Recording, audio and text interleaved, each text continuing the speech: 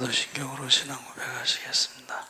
전능하사 천지를 만드신 하나님 아버지를 내가 믿사오며 그 외아들 우리 주 예수 그리스도를 믿사 이는 성령으로 잉태하사 동정녀 마리아에게 나시고 본디오 빌라도에게 고난을 받으사 십자가에 못 박혀 죽으시고 장사한 지 삶 십자가 가운데서 다시 살아나시며 하늘에 오르사 전능하신 하나님 우편에 앉으시다. 저희로서 산자와 죽은 자를 심판하러 오시리라. 성령을 믿사오며 거룩한 공예와 성도가 서로 교통하는 것과 죄를 사하여 주시는 것과 몸이 다시 사는 것과 영원히 사는 것을 믿사옵나이다. 아멘. 찬송가 446장 찬송하시겠습니다. 446장.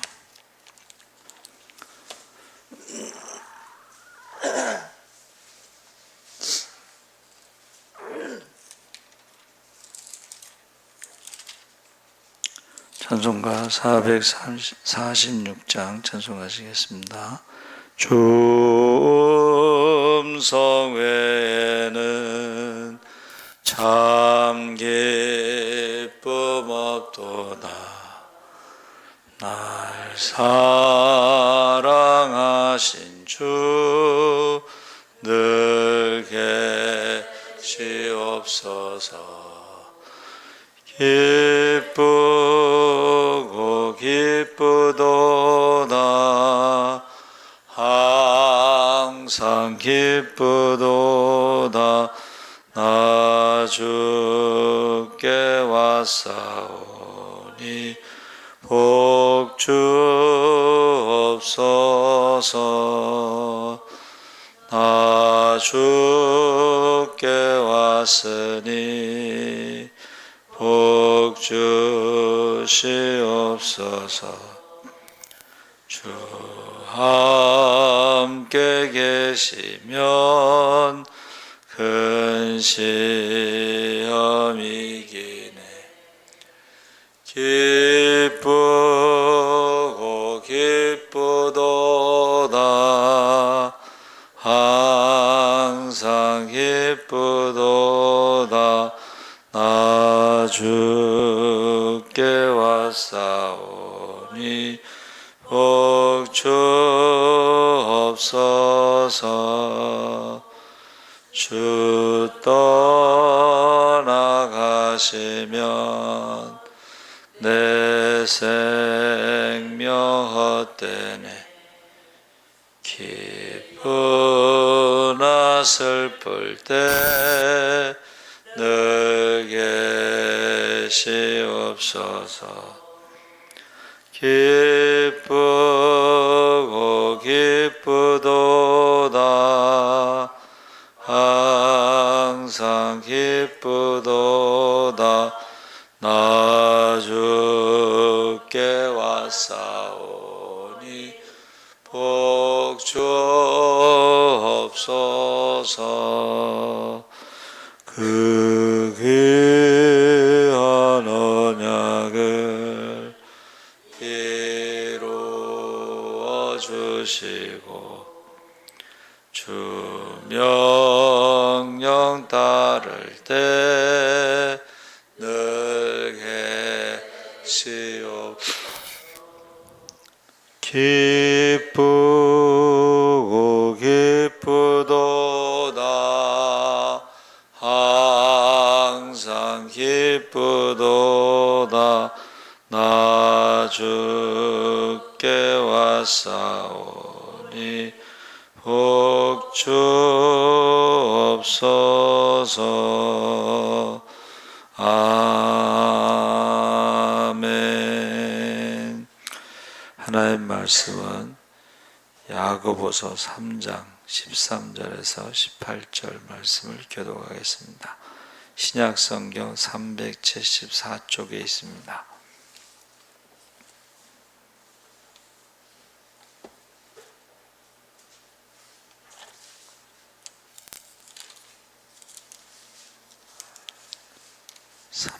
3장 13절에서 18절까지 교독하겠습니다. 너희 중에 지혜와 총명이 있는 자가 누구냐? 그는 선행으로 말미암아 지혜의 온유함으로 그 행함을 보일지니라.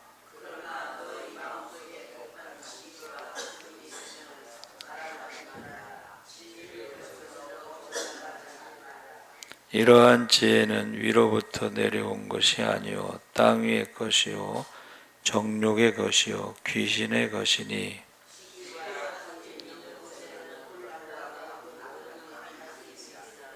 오직 위로부터 난 지혜는 첫째 성결하고 다음에 화평하고 관용하고 양순하며 긍휼과 선한 열매가 가득하고 편견과 거짓이 없나니.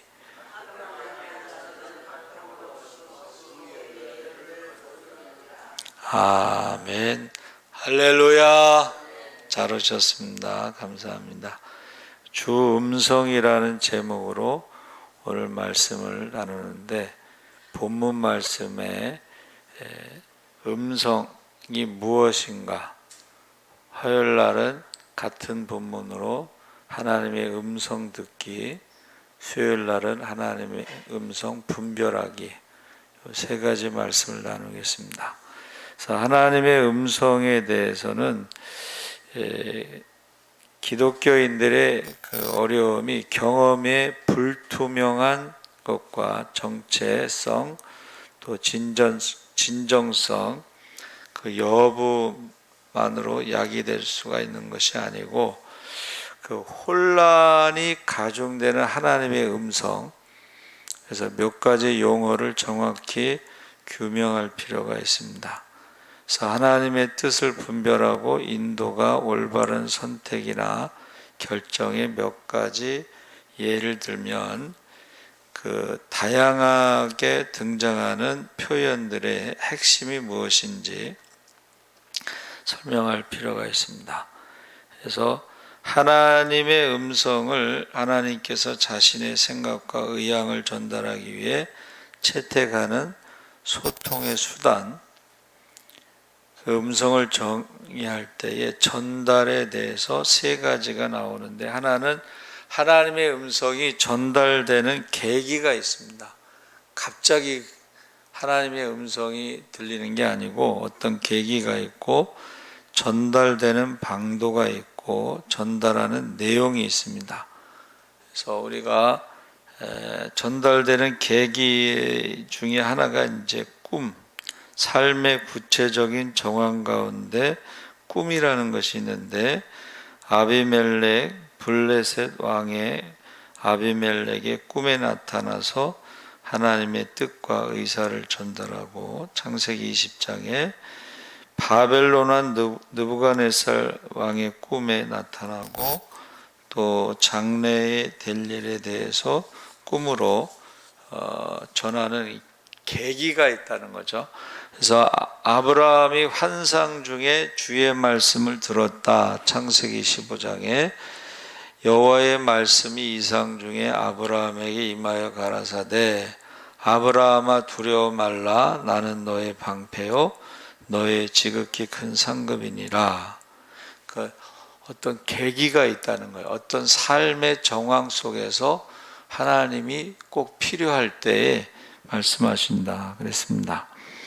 그래서 바울도 고린도서에 주의 말씀이 환상 가운데, 그래서 사도행전 18장 9절에도 나오는데, 하나님의 말씀이 음성으로 들릴 때가 있습니다. 히스기야는 아스로 왕 사네립의 침공에 대해서 하나님께 구원의 기도를 하죠. 그때에 하나님께서 말씀하십니다. 선지자 예레미야도 하나님의 말씀을 듣고 선포할 때에 그것이 결과적으로 그 말씀대로 성취가 되는 거죠. 그래서 바울이 낙원으로 이끌려가서 말로 표현할 수 없는 말을 들었다. 이거는 굉장히 매우 특수한 체험을 말하고 있습니다. 그러니까 모든 사람이 다 똑같은 것을 체험할 수는 없죠. 그래서 우리가 하나님의 음성 중에 대표적으로 꿈속에서 말씀하실 때가 있는데, 우리가 성경을 묵상하거나 설교를 듣다가 또는 위급한 사태, 입신, 임사체험 이런 것을 통해서 하나님의 음성을 다양하게 들을 수가 있습니다. 입신 같은 건 저도 2번 경험한, 제가 직접 입신한 게 아니고 그 학생회 수련회 갔는데 그 목사님이 입신의 은사가 있나 봐요. 그 시골에 순복음교회였는데 거기는 입신을 많이 하더라고. 그리고 이제 한 번 더 입신의 그 간접 체험을 했죠. 그리고 임사 체험이라는 것은 죽음을 체험한 사람들, 죽음을 체험해서 꿈속에서 이제 하나님의 음성을 듣는 사람들이 있습니다. 전달되는 방도가 3가지인데, 하나님께서는 영이시기 때문에 육신이 없죠. 근데 육신이 없어도 육신을 가진 사람에게 들을 수 있는 음성을 들려주실 때가 있어요. 그래서 가장 극적인 예로 발람의 나귀가 입을 열어 나귀가 말을 하죠. 이것은 하나님께서 나귀로 말미암아 발람이 들을 수 있는 음성을 들려주신 거죠. 그래서 창세기 18장에는 아브라함이 손님 접대 중에 그 손님들이 히브리서는 뭐라고 말했죠? 18장에 있는 말씀을 부지 중에 천사를 대접했다 이렇게 표현하고 있습니다. 그래서 육신의 모습으로 와서 아브라함이 그 육신의 모습으로 온 천사를 대접한 것이죠. 그때 대화를 하잖아요. 그렇죠? 아브라함에게 내가 비밀이 있겠느냐 하면서 이제 아들을 낳을 것이다라는 좋은 소식과 또 하나는 소돔과 고모라 성이 불로 심판을 받을 것이다. 이 나쁜 소식 2가지를 전하죠. 그래서 하나님의 음성은 육신을 입지 않은 상태에서 육신을 입은 사람들의 음성으로 들려주실 때가 있습니다. 저는 가장 극적인 것은 출애굽기 19장에 나오는 시내산에서 하나님이 10계명을 말씀하실 때에 이스라엘 모든 백성이 다 귀로 들은 거예요.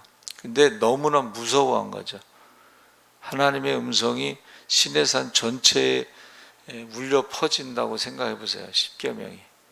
그래서 다음부터는 모세에게만 말씀하시고 모세가 우리에게 말하면 좋겠습니다. 그래서 하나님의 음성을 들었을 땐 두려움이라는 게 있습니다. 또 형체가 없지만은 하나님의 음성을 들을 때가 있습니다. 그래서 선지자들, 엘리야라든가 이런 선지자들이 하나님의 음성을 듣고, 신약에서는 예수님이 세례 받으실 때에 하나님의 음성을 듣죠. 거기 있는 사람들이 내 사랑하는 아들, 기뻐하는 자라는 음성을 듣죠. 또 변화산에 올라가서도 베드로와 야고보와 요한이 하나님의 음성을 듣습니다. 그래서 음성을 전할 때에 마치 사람과 서로 대화하는 것처럼, 그래서 아브라함에게도 하나님이 친구라고, 그 헤브론이라는 말이 친구란 뜻입니다. 헤브론에서 오래 살았잖아요. 그러니까 하나님과 아브라함이 친구처럼 대화를 했다는 것이고, 모세도 하나님의 친구라 그랬어요. 직접 가까이서 하나님의 음성을 들을 수가 있었습니다. 그래서 우리가 직접 소통하는 것이 있는데, 문제는 이것이 하나님도 한 분이시죠? 성령도 한 분이시죠? 예수님도 한 분이시죠? 그래서 하나님의 음성을 들었을 때에 어떤 한 가지 문제를 놓고 우리가 지금 기도하잖아요. 그럼 음성이 하나가 돼야지 맞는 거예요. 근데 2가지다. 그러면 둘 중에 하나는 가짜야. 그렇죠? 그래서 우리가 마음이 청결한 자가 복이 있나니, 그것처럼 우리가 하나님의 음성도 마음이 깨끗한 사람, 믿음의 사람이 하나님의 음성을 듣는 것이지, 욕심으로 누구를 미워하고 뭐 이러면서 기도하는 것은 그건 하나님의 음성이 아니라는 것이죠. 다른 사람하고 다르면은 그 둘 중에 하나는 이제 하나님의 음성이 아니다. 그러니까 마귀의 음성도 있고, 또 사람의 소리, 자기 생각일 수도 있어요. 사람의 소리. 그래서 이제 우리가 수요일 날 우리가 이제 분별력에 대해서 어떤 목사님이 이제 7가지를 가지고 이게 하나님의 음성인지 아닌지 분별력을 가져라 했을 때에 대표적인 것이 바로 이게 성경에 있는 말씀과 모순되지 않아야 된다. 자, 구원을 얻을 만한 다른 이름을 주신 일이 없다 해서 메시아는 한 분이시죠. 그런데 자기가 내가 한국의 메시아다. 한국의 이단의 뿌리를 보면 한국의 메시아가 처음에 등장한 것이 문선명이하고 박태선입니다.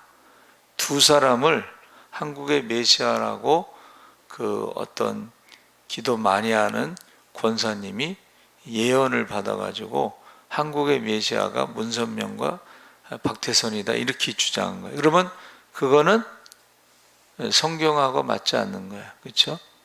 그러니까 우리가 항상 첫 번째 기준이 되는 것은 성경과 모순되지 않아야 된다. 그래서 오늘은 하나님의 음성이 있다라는 것을 우리가 말씀을 나눈 것입니다. 상황에 따라서 하나님께서 구체적으로 어떤 계기가 있고, 그리고 내용이 있고, 그렇죠? 그리고 이 범위가 있다 그랬어요. 범위. 나에게 주는 음성인지, 우리 교회에 주는 음성인지, 우리 나라에 주는 음성인지 범위가 있어. 하나님의 음성은 시내산에서 십계명을 말씀하신 것은 이스라엘 민족 전체에게 주신 음성이죠. 그렇죠? 아브라함에게 말씀하신 것은 아브라함 개인에게 주신 거예요. 모세에게 말씀하신 것은 이스라엘 민족을 위해서 모세에게 소명을 주신 거예요. 그렇죠? 바울에게도 마찬가지예요. 바울에게도 다메섹에 있을 때 어떻게 했어요? 하나님의 음성, 주님의 음성을 듣잖아요. 근데 함께 갔던 사람들은 소리를 들었다 그랬어요. 소리를 들은 것이고 내용을 몰라. 그거는 같은 소리를 들었지만 다른 사람들에게는 내용을 모르는 소리고, 바울에게는 사울아, 사울아, 네가 왜 나를 핍박하느냐? 주여, 니시오니까 나는 내가 핍박하는 예수라. 이렇게 개인적으로 음성이 들리는 거예요. 근데 개인적으로 음성이 들리는 것도 이게 하나님의 뜻인지 아닌지 이제 셋째 날, 우리 수요일 날 분별에 대해서 말씀을 나눌 때 가장 첫 번째 기본적인 게 뭐예요? 성경과 모순되면 안 된다는. 성령도 한 분이신데 자기가 성령이라고 주장하고, 하나님도 한 분이신데 자기가 하나님 아버지라고 주장하고, 예수 메시아도 한 분이신데 자기가 메시아라고 주장하고, 이거는 아주 기본적인 데서 이게 잘못된 거예요. 모순적인 거예요. 그래서 하나님 말씀을 가감하고 억지로 풀면은 성경에 나오는 모든 재앙이 있다. 계시록의 마지막의 말씀입니다. 기도하겠습니다.